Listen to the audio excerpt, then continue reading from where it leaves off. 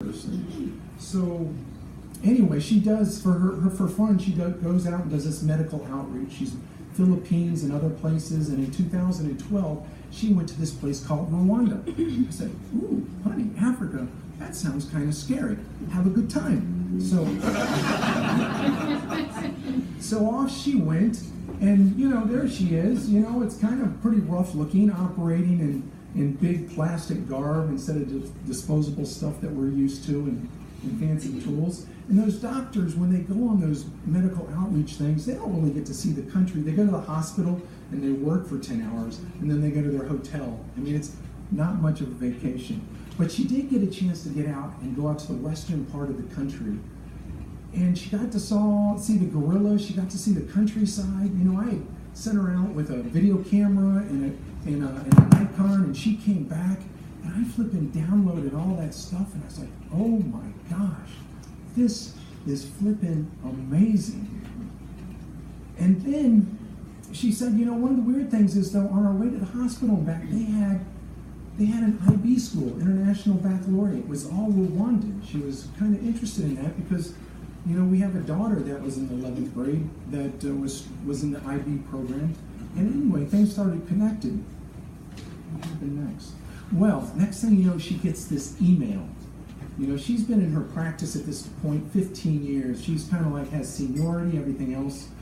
And it was one of those moments, I don't know, this email came across her desk, and she's like, we've got this opportunity. This guy, Bill Clinton, and by the way, Bill Clinton was the president during the genocide.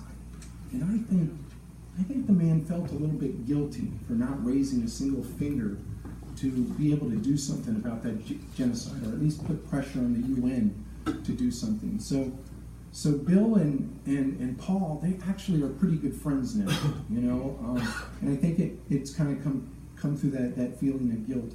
But anyway, through the Clinton Foundation, they started this 7-year program to train Rwandan medical residents. So Cece gets this email. She's like, hey, honey, what do you think about this? And I was like, wow, year 2, a whole year in Rwanda? There's no way we can do that. So we thought about it for a while. We have a daughter, a son that was going to go off to college. We had a daughter that was 11th grade in high school. But you know what the kicker was, Gavin? You know what it was? We had this Murray Hill picnic. We had lived in Murray Hill for 18 years. And she's like, next Sunday's the picnic. I was like, baby, just shoot me. I can't go. I can't do another one. It's the same people, the same camera. It's even the same damn fire truck. Just shoot me. I can't do it. So whatever you have to do, we got to make this work. We got to get out of Annapolis, or we're going to die here. Great quality of life and everything else, but we're never going to know another culture or anything else. And this was our chance. So she worked it out with her partners. We rented the house out so we wouldn't be, down too much money and things like that. And we went. And it turned out to be the greatest flipping year of our life. So we were there year 2 out of 7.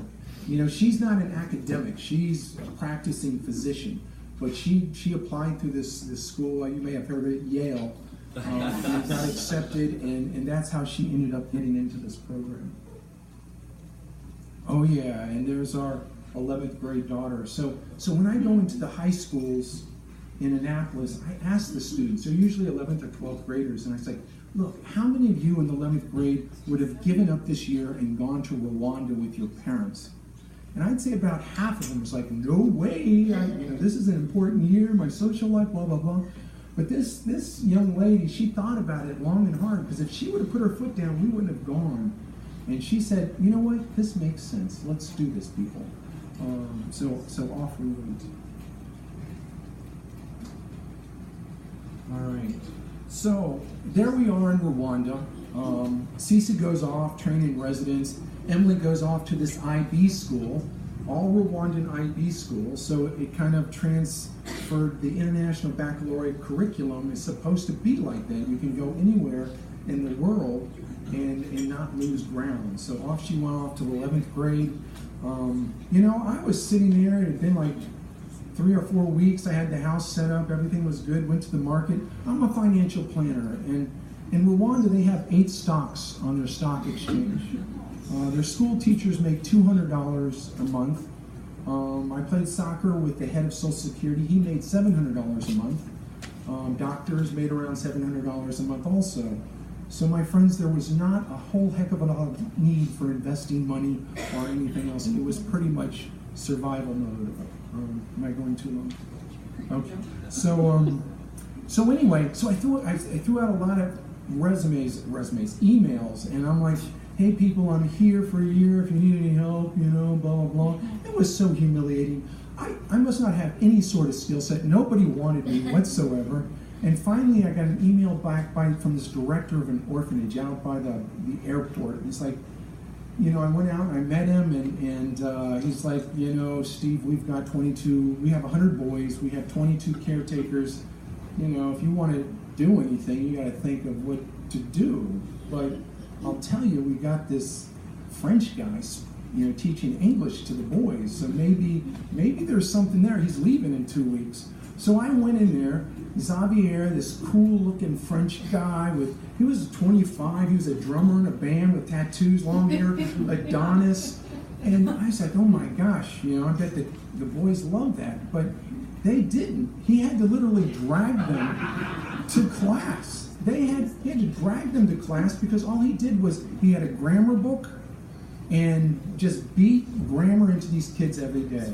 And so Xavier at the end of it said, Steve, do you want me to leave you my grammar book? I said, no, I don't know grammar myself. You know, don't leave it. I'll never be able to use it. So I had 2 things for these boys. I wanted them to be able to speak English, and I wanted them to think outside of their little world. And what a great year it was. Every night going home, looking up ESL stuff, current events, the best year of my flippin' life. These boys were wonderful. And at the end of my year there, 60 to 70 boys in my class every afternoon. First the young ones and the older boys would help, and then they would leave and the older boys would come in and we'd do a little more intense stuff. So, football. So in addition to my one job going to the orphanage, I joined a men's football club. I tried running with the 20-somethings at the stadium. They killed me. So I founded like an over 35, over 40 league. This was not your typical Rwandans. It was upper echelon soldiers. There was this military general that would come out every week with 2 bodyguards. And I knew he was important because whenever he came, like one guy would jump off the field and he would take their place. But anyway, he would talk to us about humanitarian stuff after the game. And he had this sense of wanting to help his country. He said, you soccer guys, you know, you are the elite in this country. You need to be doing things for the people.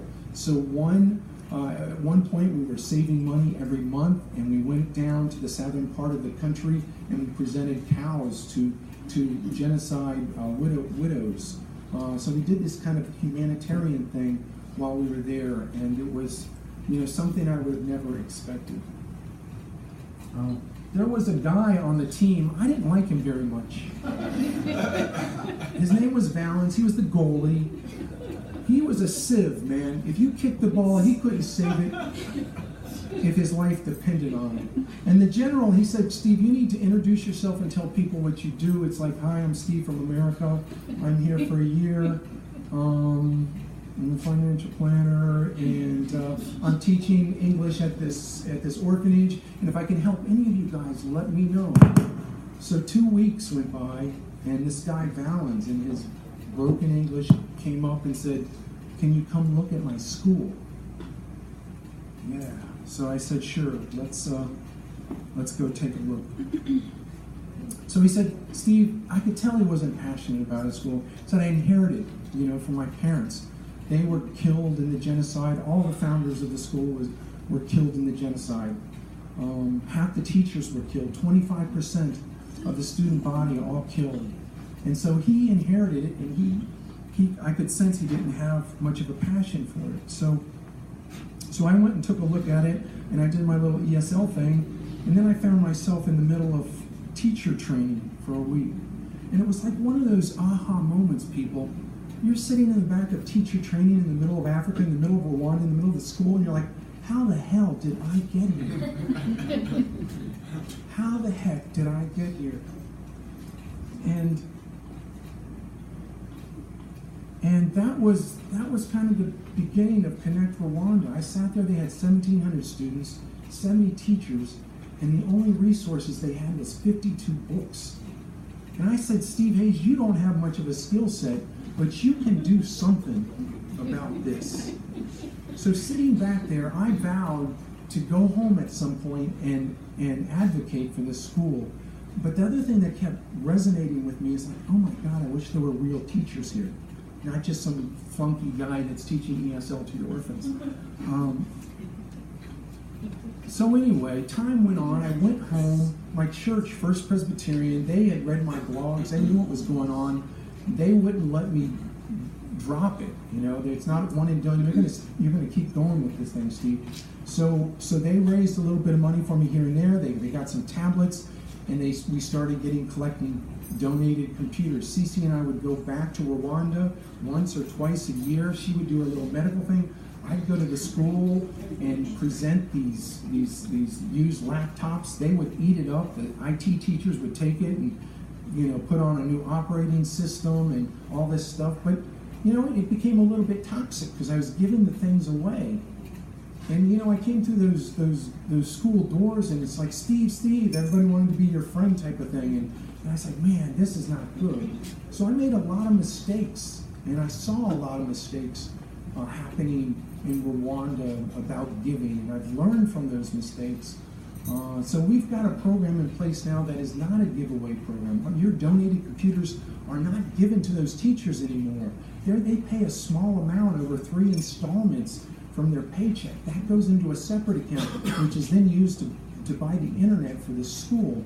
So it's a very sustainable program, and we're really doing good. We've now got 120 computers there and 12 projectors, and try getting a projector or 2 in your suitcase. It's not easy. So at some point, what happened was we kind of had these computers there and a few smartphones, and a little bit of internet connectivity. So things were going good, and I'm giving them kind of how to get resources on the internet. And I just remember myself going like, it's like magic. You just go out and grab it. It's in the cloud. It's in the air. And I was like, this is ridiculous. It's time for some real teachers to come. So back home we went, raised a little bit of money. This guy here, I went to him, I was like, Phil, I want to get some teachers to go over there, some experienced teachers that know what they're doing. He's like, well, Steve, tell me more about it. And I said, well, this is it. And he's like, then he looks at me, he's like, hey, I want to go. That sounds great. I was like, oh, come on. So anyway, he's gone. His wife Carolyn went, Mindy LeBlanc and her husband Greg went, and Kelly Krumrein from St. Mary's went. So we had this group of teachers over there, and I tried to give them 3 or 4 sessions of cultural sensitivity and things like that, but there was nothing really to prepare these people for what they were going to do. So hashtag pilot program, hashtag flexibility. This is it. We got a program in place. Meanwhile, I'm telling the Rwandans, I'm like, people, look, if you're nice to them, they might go home and advocate you. It might be more resources. So you need to, really, you need to be nice to them. So anyway, it turned out to be an amazing experience for these teachers. They have all come back, joined our board of directors, advocating for Connect Rwanda. They're in love with the place. They are staying in touch with those teachers, motivating them. Just a big, nice thing. So, anyway, let's continue because time's running out. So when they got there, they got to go to that Lake Kivu with the teachers, rented a bus and took them out to Lake Kivu. Wonderful day out there. They went to Akagera Park, and they got to visit my orphanage. But the first thing that Apico did was they had this official thing where they marched us down to the Genocide Memorial. Just an incredibly powerful experience to walk down there.